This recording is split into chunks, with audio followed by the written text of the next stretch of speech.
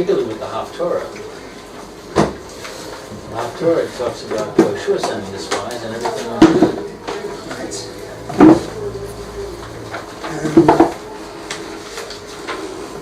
What was another point we should mention is that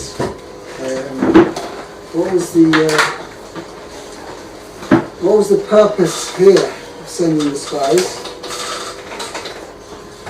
To scout out the lay of the land so you can plan out the economy. Oh, so 1 second. So the question is, was it a strategic question or was it a fact-finding mission? Based on Moshe Rabbeinu's instructions. So what exactly were Moshe's instructions, those instructions? It seems like there's more fact-finding. He said, see if it's good or bad, look at the produce. So 1 second.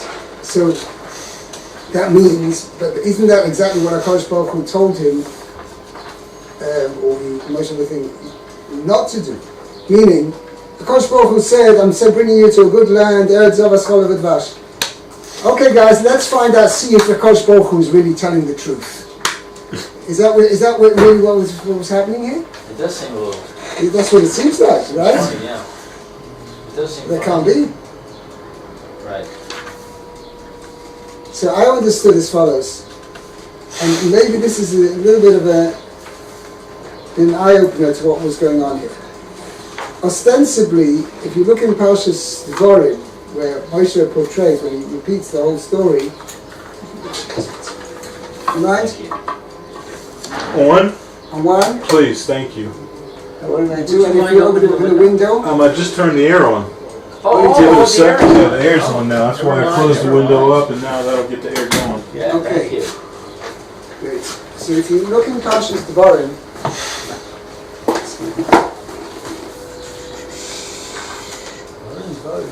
Ah, that's nice.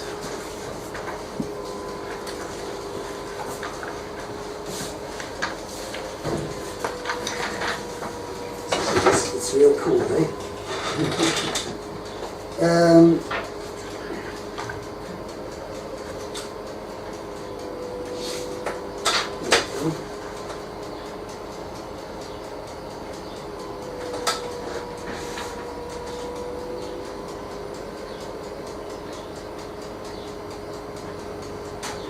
Okay, it says in Chumash Dvarim, first chapter, Shlishi, all of you drew near to me, and you said, let's send men before us, and they should. Now it's interesting this word, the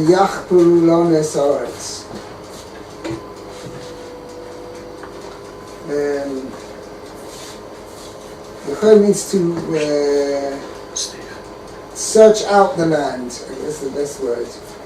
Right? The Yeshiva Sonadova, and they should bring us that word, is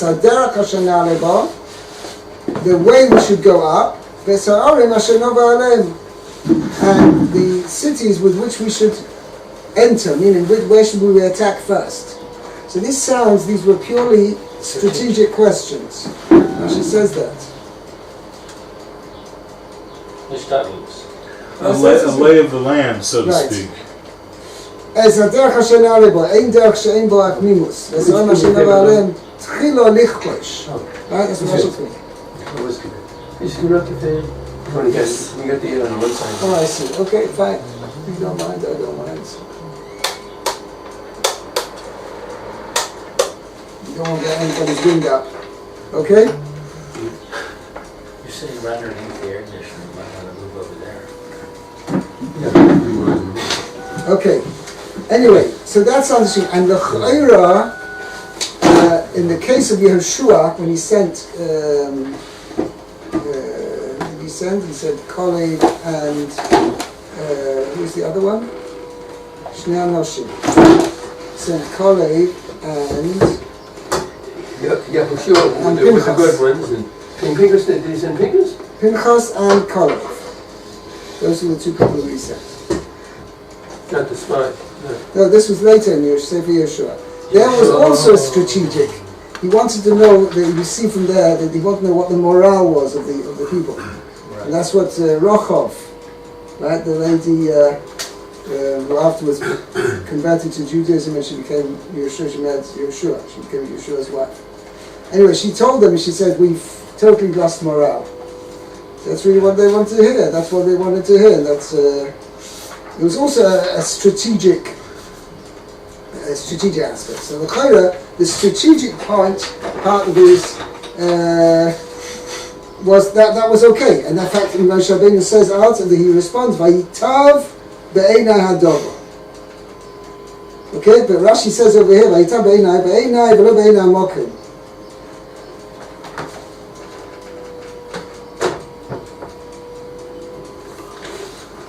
Yes, so here Rashi, this is the key to what Rashi says it over here.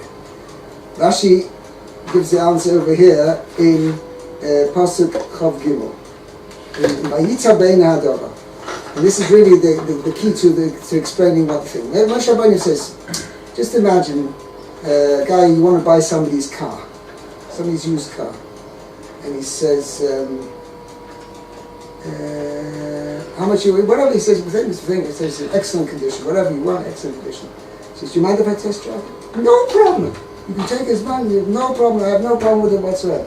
Now normally, a person would hear that, no problem, it means I can be pretty much sure he's not bothered to take the test drive, so I can rely on that, on his words, that I don't need to test drive it. I'm just giving you the mashal. Right? So that's what Rashi, my mashal is not, Rashi brings the mashal about a donkey over here. He says, Mashal Adam Shem L'Chaver, Machayli Chamarcha, sell me your donkey. I'm like, hey, yeah, no problem. Nice now to leave in your son, you're going to give it to me as a test run. I'm like, hey, the Harim and Gvaris, you can take it to the mountains and the hills and take it wherever you want, no problem. I'm like, hey, Kivin Shirosh, Eima Akvi Klom, I'm like, he's for sure, I'm not going to find anything. So that's the same idea over here. When Moshe Rabbeinu, he told them, go and see it. See if the land's a good land. See if they're strong cities. See, you can see whatever you want. You don't have to worry about anything. Not really, is it or isn't it? He says, the Kodesh Baruch Hu told you it's good. Go and see for yourself. Right? So technically, what they should have said, oh, Moshe Rabbeinu is telling us this. He's not afraid, b'chalal, that what a Kodesh Baruch Hu promised a good land, that it's as Moshe Rabbeinu is not afraid, b'chalal, to say that we can go wherever we want, we can check it out, whatever we want, and for sure we're going to find it's good. That was really Moshe Rabbeinu's idea, right? But unfortunately, the spies said, okay, Moshe Rabbeinu said we can check it out, and they looked at it with the wrong eyes. That's what we're going to see in the that was really the problem. They looked at it with the wrong eyes. And in fact, I would say this is the first piece of journalism that appears in history. Right? Representation of the facts. Fake news. The Malcolm said, we'll be telling you the facts. Right? But it depends how you present the facts. Okay? Yeah. Okay. We'd actually gotten up to yesterday. Let's go back from here. We go back to Pasuk Yud Ches. Yud Ches. We actually did this Pasuk, but I'd like to go back to this. Okay, Luke. Here we go. Re'isem es haaretz ma hi ve'es ha'am Hayoshev Aleh. hayoshev aleha hechazak hu harafeh hame'at hu im rav. So search out the land. What is it? Right. See what it is. Not search out. We should see the land, what it is. See the land, what it is. Well, maybe see the land for what it is. Oh, yeah, okay. I mean that is really a philosophical statement. See the land for what it is. Okay, you could be a thing. Okay, it's not mashma say. Okay, we'll see. The people that dwell there, are they strong? Hachazaku harafeh. Are they strong or weak? or Rafeh is weak, okay. Right. Hame'at, are they few? Right. Who? Im Rav, or many. Yeah, let's see the Rashi. Okay, Yud, Chet. That's really very philosophical. When you think of it, the separation of, talk about the land first. The land is what we're focusing on. The people are kind of tangential. They're going to be leaving more or less. Okay. No, Yeah, not but you know, strategically. Strategically, the big one more important. But you see, what this Rashi Well, point out. see, that's the thing. But that's going to be indicative What you of want to what kind of land it is. Well, that's not intent. God's giving us the land and anything on the land, but that doesn't include the movable assets, like really movable, like the You're right. the people are absolutely No, not but you're part right. of the land. The Gemara says the story about Hillel. Hillel was very patient and long-suffering, very humble. And So this that's guy who tried to say, he made a wager with his friend, he was going to get Hillel angry. Right, yeah, I know. And he asked him, one of the questions I asked him was, why is it that Babylonians have big feet? Now, Hillel was from Babel, okay? So we really took a look at this thing. No. So you know what Hillel answered? Oh, he gave him a straight answer. He says, you know why? Because it's a very wet land, very marshy kind of land. So all of the people should be able to shouldn't sink into the marshes. So HaKodesh Baruch Hu made it that they should have big feet. That is absolutely an intelligent, the bigger the feet, it's like going through snow. Anyway, that's what I'm saying. So you see that this That's great. I'll give you even an example. Have you ever thought about it? Why is it Sfardim like sharp foods? What is sweat? Like, Sfardim. yeah, like Sharp foods. Why do Oh, they like like sharp. Oh.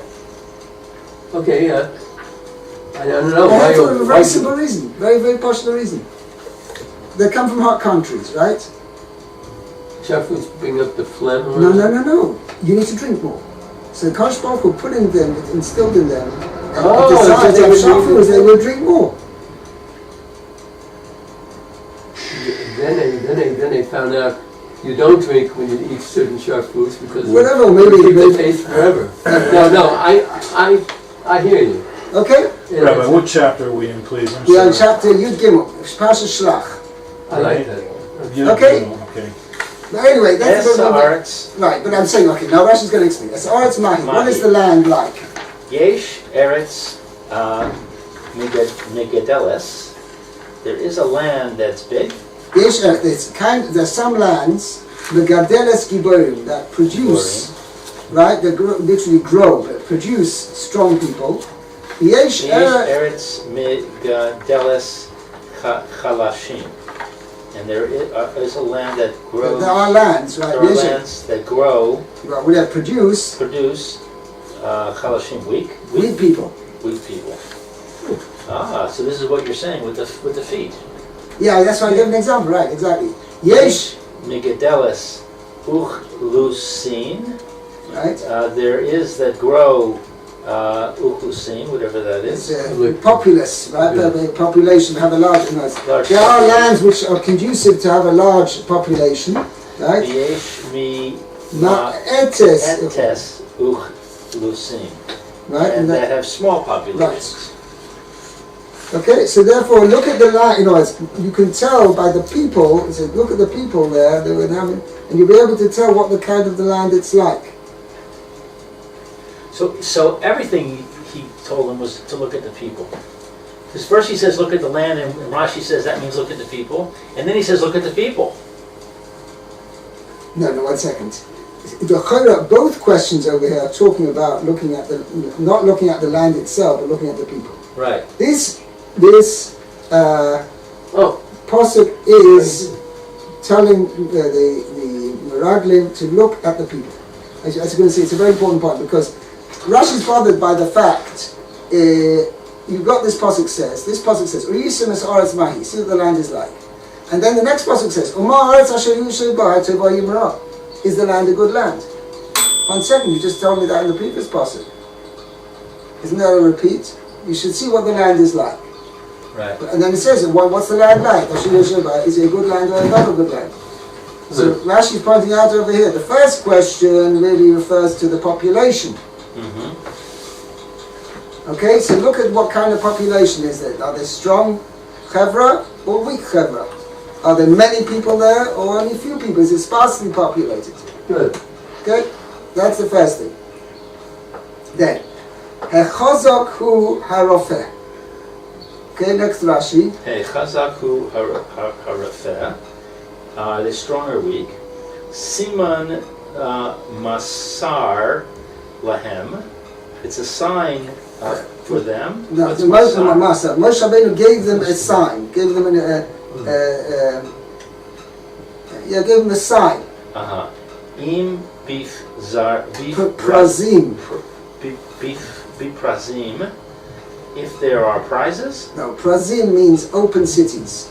In Prazim Yoshvim, Yoshvim, that they dwell in open cities, Chazakim Haim, they're strong. She Somchim Al Gevurat Sam, because they rely on their fortitude.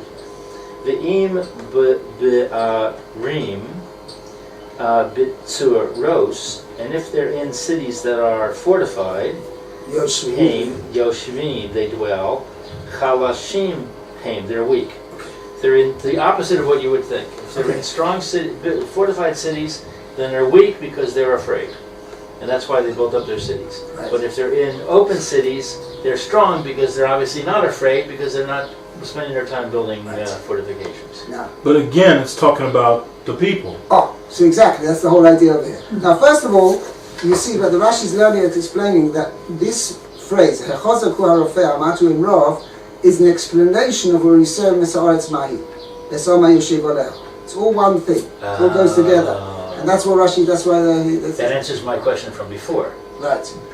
It's all one thing. Okay, but where does Rashi get it from? That this is what he means, Simon Masalahem, that what you looks ostensibly one thing is really the opposite. Right? So where does Rashi get that from? And it's a Simon Masalahem. Where's the thing? So, I don't know if you, there's a series of Sfarim called What's Bothering Rashi? Yes. Dr. Banchik. Great series. Right. Anyway, he asked the question over here. He asked the Rashi, and he has a fantastic explanation over here. You see in these psukim over here, he tells them each time, look at this side, if it's one thing or the other. So how is it normally expressed, one thing or the other? Let's see. Hama'atu imrov. Right? Ma'as asher be'imna tevahi imrov. Im means like, is it one? And teva, is it good? Imra or bad. So whenever you want to say or, you use the word im. Oh, you use it. Right? This one, it doesn't say Hachozaku imrofeh. It says Hachozaku harofeh. So Rashi was bothered by this. Why doesn't it say Hachozaku imrofeh? Hamatu imrov. So Rashi says this indicates another point here. Hechozak hu harofeh. The strong is really the weak. Oh, don't be fooled by appearance. Right, exactly. But that's what he's indicating. That's why Muslim, right? What looks strong, ostensibly strong, that's really the weak. Right. So that's what Rashi says. Okay, if they in the fortified cities, don't think, oh, that means they're really strong. No, they're really the weak. Okay. And it's interesting because the spies report, they say the cities are fortified, And the people as if to imply that that means they're strong. No, but you see, Rashi, I think Rashi himself, Exactly. one of the Farshim says, I don't know if Rashi says it over here later on, or in fact, you Moshe Rabbeinu told us, if they live in open cities, they're strong. And if they're in fortified cities, they're weak.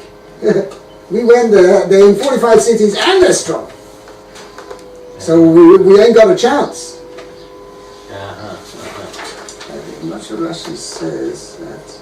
Well, just proving a theory, I guess. Right. Yeah. Right, contradicting the sign. Right. But using the sign in their own way.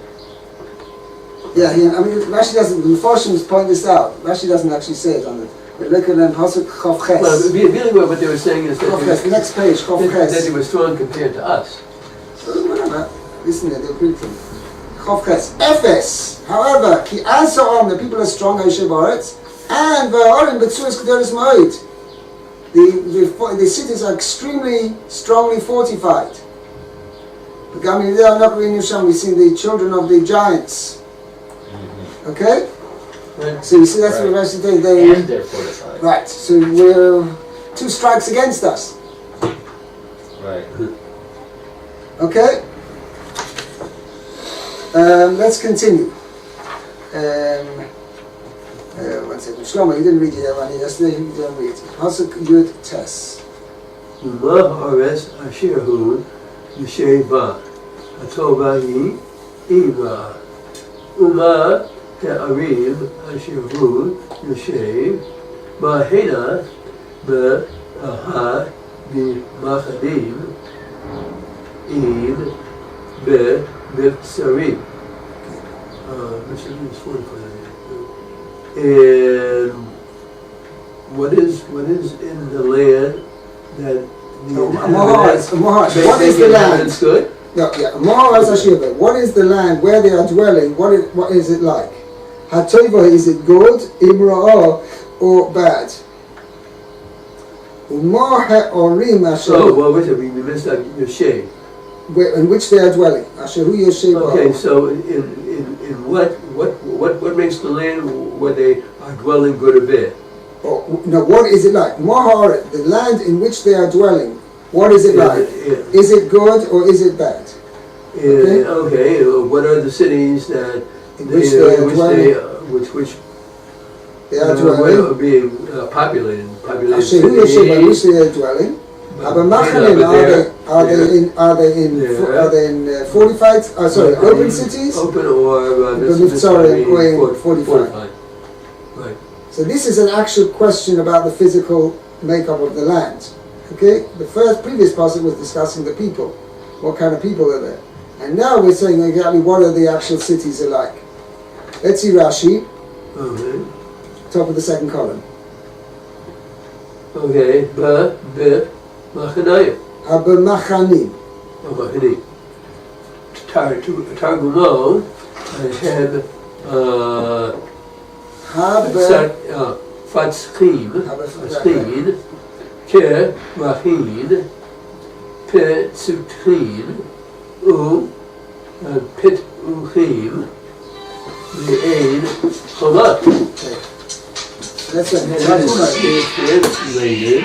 Targuma means it's the Translation. Targum translates it as Haba Fitzchin. And what does Fitzchin, Rashi goes on to explain, means Krochin Petzuchin. And those are 45. No, not 45, on the contrary, open.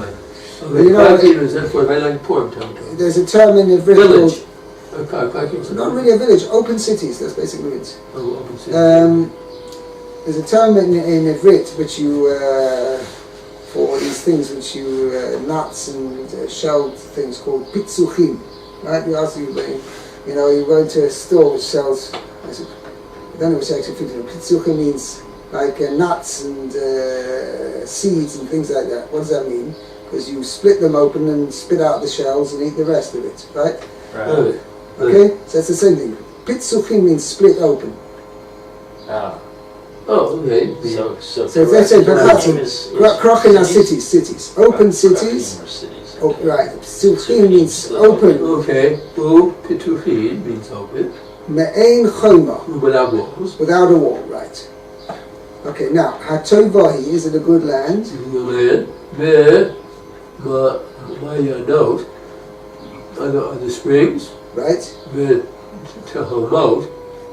Which means Walls. deep wells. Deep wells, okay. Deep good wells. Brilliant. In other words, had things been done for us already. Right? Because everything has a thing. Mayonas Brilliant. Is it healthy? Healthy, right. Means good and healthy. Means, does it have good and healthy wells and springs? That's a silly question in a way when you think of it. Because Yaakov spent a good part of his life there, and he lived a good old age. I understand, but the question is it still like that or not? Excuse me, what? Is it still like that or not? That when Yaakov left. Think about when 1948, when it was a bunch of swamps with malaria. It was actually not in 1948 anymore. It was going back 100 years ago. Right. But I'm just saying that the land changed over the years. Right. Well, yeah. With milk and honey to a land of swamps and malaria. In fact, Mark Twain. Famous Mark Twain. Yes, visited the Holy Land, and he says he wrote there something. I don't know exactly what the thing is. That the desolation that exists in the Holy Land is, he said, that in itself, I guess you'd say Omer Darsheni, means it makes one wonder how comes this land, which was once so fertile, as now is lying so desolate. Right. Wait, but we can ask all the conquerors that stripped it. Well, we should know something between all through the Crusades and through the Ottoman era and all these things. Nobody managed to do anything. It wasn't until these Polish It only works for us. Polish Jews came in the 18 first starting from the 1850s, let's say. From that time onwards did the land start to flourish. I can say that it was a hit or miss proposition, because when they moved in near Hadera and they tried to plant eucalyptus trees, and it didn't work out for some reason. Eucalyptus was the tree that planted in order to soak up the water so that they could be stored in the land, but it didn't do its job, and malaria persisted. But I was saying it was hit or miss. It wasn't a miracle. It took. Whatever, to what extent the miracle was, but Lamaisa, over the past 150 years or so, right? People worked pretty hard. What over a number of hundreds of years nobody managed to do in the past 150 years. Kamat, there's nothing which is fruits or vegetables which are imported. Oh, we are so lucky we have such good fruits and vegetables. Which is, if you think about it, in any other country or any other world, it would have to be. I mean, this tiny Israel, right? Tiny land of Israel, we've managed to. Don't know how many different species of fruit and vegetables are growing. Which take any other country in the world, you'd have to have thousands of square miles to be able to produce that variety of fruit and vegetables. That's why everybody comes here to learn how we do it. The Chinese steal everything. They come here and they learn everything, and they irrigate. They all do the irrigation. They make artificial artichokes, or? No. But they learn the irrigation methods and the greenhouses, and even the Arab countries. They all come here. I don't know if it's true, but I was told that there are 7 ecological zones in Yerushalyim. There's only 9 ecological zones in the whole world. Oh yeah? 7. 7 in Yerushalayim? I was told there were 7 in Yerushalayim. What does that mean? We have 5 minutes. Well, we finished Mincha, we got to Mincha. Which are the ones that are missing? What do you mean by, you're saying something very interesting, because... Climatic zones, huh? Yeah, like Arctic and desert and temperate, tropical, subtropical. We call it tundra and... Right, there's all these different zones. But in Yerushalayim it's... Forget about the tundra. I heard that there were 7. I don't know okay, if it's true. I tell you why it's a very interesting thing. You gotta think about which ones. Chazal say that Shem HaMelech planted around Har HaBayis every single species of fruit that existed in the world. So the Chasam Sofer explains that, meaning is that where the Holy of Holies was, right? It says in the time of the Second Temple was the Even Shesiyah. Right? It was the stone from which HaKodesh Baruch Hu created the world. This was like the center of the earth. Okay? This is the place from where HaKodesh Baruch Hu created the world. It says from there came out like, let's call them tentacles of very tiny streams of water, right? Which had the potential in each of these streams to produce every single possible fruit and vegetable that exists. In other words, the source of the nourishment and power to grow different species, everything extends from Yerushalayim. Oh, Because that's the center of the world, that's where the world was created from. Mm-hmm. Shlomo Melech was so clever and wise that he could understand, well, this little rivulet is good for this kind of fruit, and this little rivulet is good for this kind of fruit. But Shlomo Melech had such tremendous wisdom, he could work it out.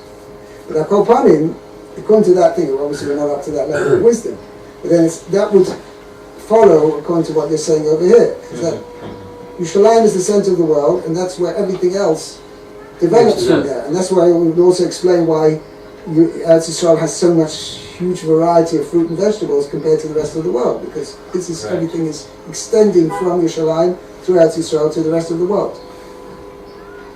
Okay? Yeah.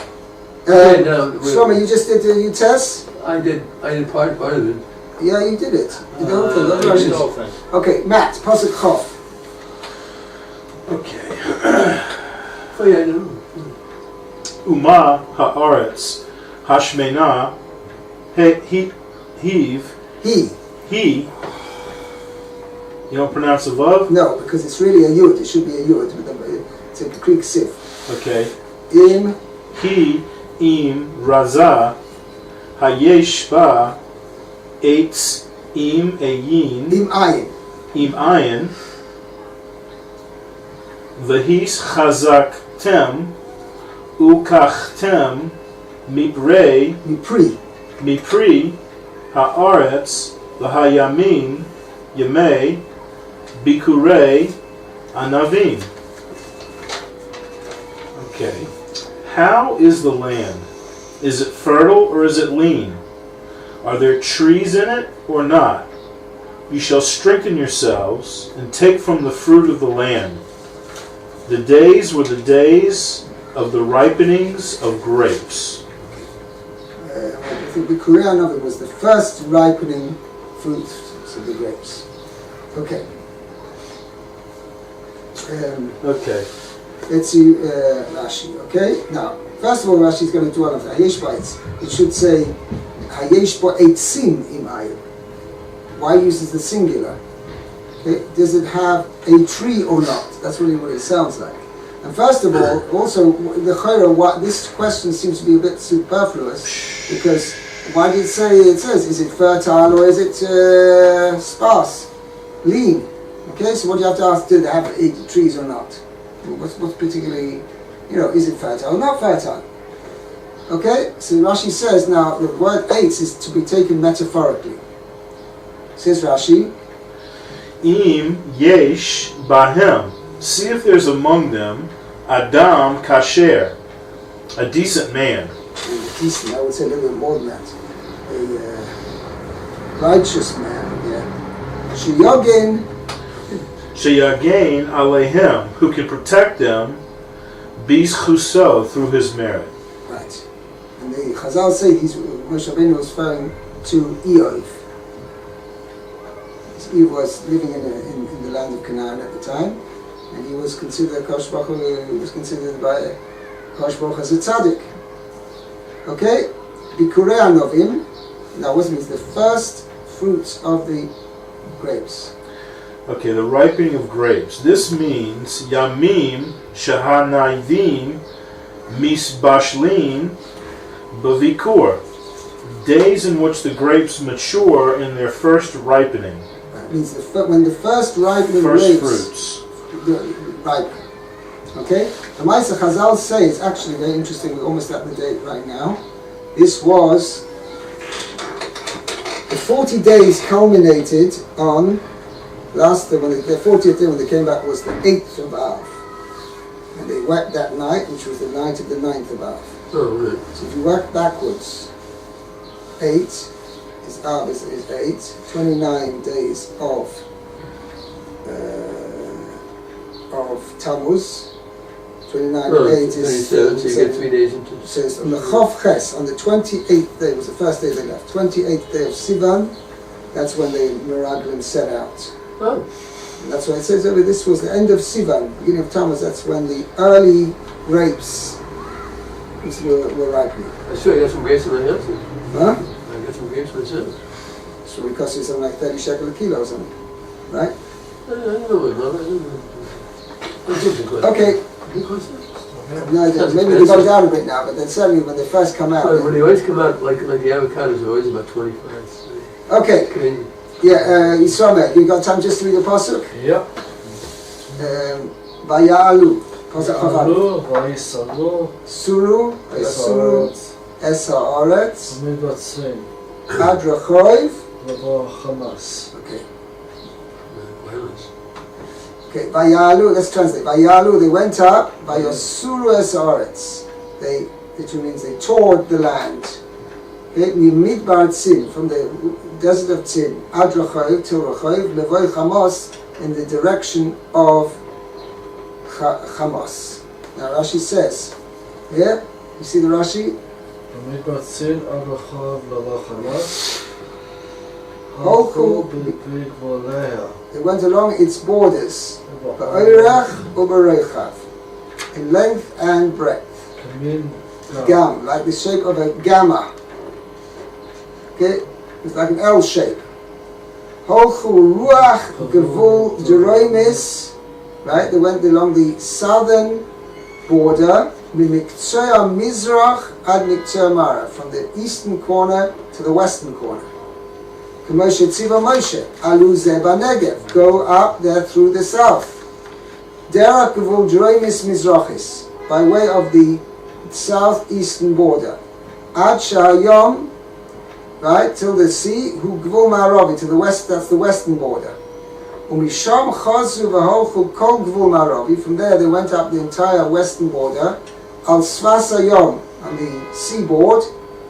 Ad Levoi Chamos, till the place called Levoi Chamos, which is the leading towards Chamos. Shu Eitzel Har Hahar, which is near Har Hahar, the Miktsoya Maravis Tzvonis, which is in the north western corner of Eretz Yisrael. Moshe first with Bulas Haaretz, as explained in the Pasuk, the Torah explains what are the borders of the land, the Parshas Elu Maseh, in the Parsha of Elu Maseh, Parshas Maseh. Isn't that a huge distance? Across the south border and then all the way up.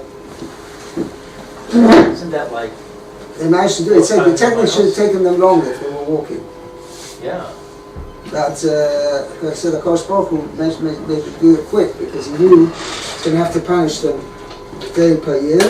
So HaKodesh Baruch Hu made them, He quickened their steps. yeah. So he managed to do the whole thing in 40 Or days. flew. Hello. Let me see about that. Okay, Or that's interesting. By the way, the northern border of Eretz Yisrael is much further north than we know it. Yeah, so it's Really? maybe like in That's the Well, my it's deep into Lebanon. northern, northern, Uh-huh. the Lebanon, somewhere.